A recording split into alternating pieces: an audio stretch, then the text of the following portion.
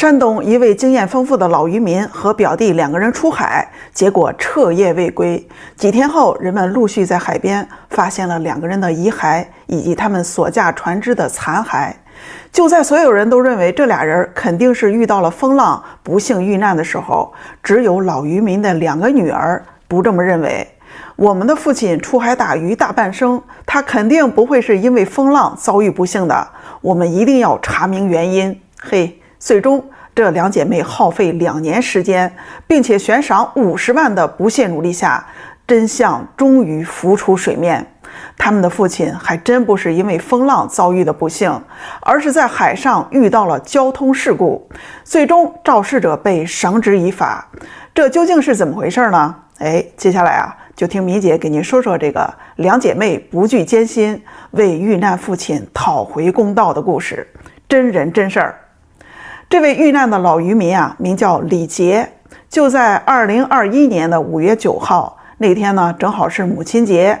中午吃饭的时候，大女儿李珊就对父亲说：“今天是母亲节，晚上我们一家人去吃烧烤吧，我陪您喝2杯。”李杰哈哈的边笑着边答应着：“好啊，好啊。”当天下午1点多钟，李杰看了看手机上的天气预报，发现接下来几天都有大风。为了海上的捕捞工具的安全，李杰临时决定要驾驶自家的快艇出海，去把这些工具收回来。当他准备好出海的东西往门外走的时候，女儿李珊追了出来，贴心地说：“爸，我给您准备点吃的带上吧。”爸爸说：“不用不用，我顺路买点就行。”万万没想到，这一别竟成了父女永别。李杰这次出海并不是一个人，他是和自己的表弟季勇一起出发的。到了傍晚6点多钟，李珊还给父亲打电话，问他能否赶回来吃饭。父亲说：“能，一会儿就回来了。”结果此后就再也联系不上了。李珊觉得时间差不多了，就又给父亲打电话，电话就提示无法接通。季勇的家人呢也说联系不上。事后2家人都表示说，当天晚上前半夜天气晴朗，风平浪静，海面上没有什么异常。考虑到2个人出海是为了把以前放下的捕捞工具收上来，作业量可能是比较大，所以2家人起初都没有太在意。然而家人是等了又等，饭菜是热了又热，直到晚上10点多，2个人还是杳无音信。这2家人可就坐不住了，李珊和季勇的儿子季伟都来到了码头查看情况。此时天气开始变了，风是越刮越大，同时还下起了雨，从小雨瞬间就转成了暴雨。李珊、季伟2个人不约而同就有了一种不祥的预感。到了11点多，海上就成了狂风巨浪。李珊急得跑到码头的办公室，向值班人员求助，能不能出个船帮忙去海上找找父亲。值班员望着咆哮的大海，表示无能为力。李珊和季伟感到了无比的绝望。经过1夜的煎熬和等待，5月10号清晨，风浪稍微平静了，2家人找了几艘船出海搜寻，结果是一无所获。李珊和季伟立马报了警。此时他们是心存侥幸，觉得父亲就是船出了故障，再加上海上信号不好，才暂时联系不上。他们祈祷着父亲平安无事。海警、海事局救援人员经过大面积的搜救，李杰和季勇依然是下落不明。2个人以及他们的快艇仿佛是人间蒸发了一样，没有一点痕迹。李珊、李婷和母亲他们不明白，父亲驾船出海经验丰富，他为什么没有在狂风暴雨到来之前及时返航呢？据渔民反映，当天晚上7点多钟还曾看见李杰他们驾驶的快艇在返航了，他们还打了招呼。那个时间段应该就是和家人刚刚通过话，那后来到底发生了什么呢？怎么就不见踪影了呢？正当2家人万分无助的时候，突然传来了一个消息，让他们犹如晴天霹雳啊！是什么消息呢？李杰驾驶的那艘快艇被人发现了，是倒扣在海面上的，是在他们的养殖区里发现的。船被打捞上来，船上的驾驶舱、发动机什么都没有了，连船的栏杆都压歪了。看到船体这惨烈的状况，可想而知，人是凶多吉少啊！李珊、李婷两个姐妹接受不了，忍不住的哽咽哭泣。随即，她们就沿着海岸线开始寻找。5月26号，噩耗传来，季勇的遗体在距离码头不远的地方被发现了。虽然心里有准备，但是李珊、李婷和母亲还是绝望地瘫坐在沙滩上。父亲在哪里呢？时间一晃，几个月过去了。2021年的10月份，有人在退潮后的沙滩上发现了几块人体骸骨。李珊、李婷两姐妹知道后，赶紧报了警。经过 DNA 检测，确认就是他们的父亲李杰。李珊、李婷抱头痛哭了一整天，他们接受不了自己深爱的父亲就只剩下了几块骸骨。安抚好母亲之后，姐妹俩迅速振作起来，她们要去查明父亲不幸遇难的真相。她们坚定地认为，父亲和表叔的不幸离世应该不是由于风浪引发的意外事故。那事情的真相到底是什么呢？姐妹俩能找到什么线索呢？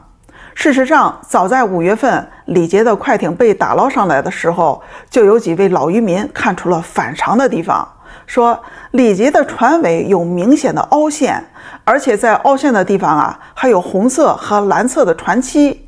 李杰的船是白色的，就不可能有这两种颜色，这应该是被其他的船撞击后留下的。这就说明李杰的船不是自己翻的，而是被其他船撞翻的。姐妹俩听了，当时头就嗡的一下。海警把一位经验丰富的船厂技术人员约过来仔细查看，得出结论和老渔民所说一致，红色和蓝色就是肇事船身上的颜色。根据船的受损情况，技术人员甚至还推测出了肇事船舶的船型，说应该也是艘快艇，但是比李杰的快艇要大。为了查明事实，寻找可能的知情人员和肇事船舶，海警部门随即就发出了悬赏线索的通告。而李珊姐妹俩也一边寻找父亲，一边走街串巷搜集线索。他们走遍了附近的那些渔村。为了扩大线索征集范围，姐妹俩还在短视频平台上进行悬赏，一度将赏金提高到了50万元。重赏之下，就不断的有人给他们提供线索。一有消息，这姐妹俩就像打了鸡血一样赶过去核实，顾不上吃饭，开着车今天去青岛，明天又跑去威海。在投入了大量的金钱和时间之后，他们在收到一些有用的分析意见的同时，也遇到了很多的骗子。在经过了无数次的失望和被骗之后，2023年5月的一天深夜，李珊接到了一个电话。打电话的是个男人，他支支吾吾地问了一些不着边际的话，然后又问李珊生活怎么样啊，住在哪里呀，还问了悬赏金额。吭哧了半天，他又说，如果能保证他的个人安全隐私，他可能才会愿意讲一些东西出来。几天后，这个人又打来了第二个电话，反复的询问他会不会被处罚。后来就说他当时在船上，船老板当时威胁不允许说出去。2年的查找和等待，在这一刻终于有了眉目。李珊强忍着内心的愤怒，跟对方耐心的周旋着，跟他沟通，跟他磨，让他站出来。终于在2023年5月下旬，在李珊的劝说下，这名叫于庆的船员最终同意向警方交代案情。于庆说，撞击李杰小艇的是一艘名为旭永号的快艇，这艘快艇长13米，宽4米，它的马力是500，而李杰的快艇马力仅有60。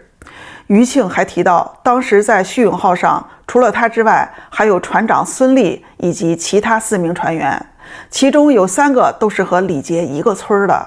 这个船长孙立还和李杰是发小。李珊和李婷知道后，哭着对警察说，我们要问问孙立，为什么撞了我们的爸爸和表叔之后不去救他们？为什么呀？他们明明可以活下来的呀。2024年3月28号，海洋市人民法院开庭审理了此案。在法庭上，孙立供述，2021年5月9号正处于海洋休渔期，由于当时鲅鱼价格较高，他当天是驾船违规偷偷出海捕捞鲅鱼，在晚上8点左右返航途中，与李杰、季勇的快艇发生了碰撞。他说他当时跳到小艇上观察李杰和季勇的情况，以为他们已经死亡，为避免麻烦才赶紧离开，并叮嘱其他几个船员不要外传。而事实是这样的吗？2021年5月26号，季勇被发现后，当时就做了尸检，结果是生前溺水而亡。这表明李杰和季勇被撞了之后，人还是活着的。因为于丽他们逃走了，最终导致李杰、季勇在海上溺亡。检察机关以涉嫌交通肇事罪对船长孙立提起公诉，包括于庆在内的其他5名船员作为证人提供了书面证言。最终在2024年12月30号，山东省海阳市人民法院对该案作出了一审判决，被告人孙立被判处有期徒刑13年，赔偿被害人各项经济损失74万。我是敏姐，感谢您的陪伴关注。